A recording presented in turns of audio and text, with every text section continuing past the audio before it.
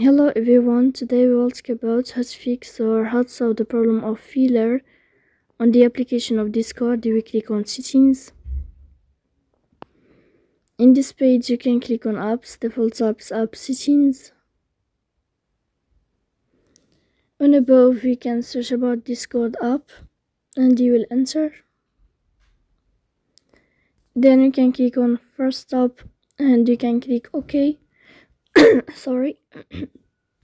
Then you will enter to storage. After that you can click clear cache. Don't click clear data because that can cause the error, so you can delete your account. In the end you can turn off your phone and you can turn on your phone again to fix that problem. So please don't forget to support us by liking and subscribe.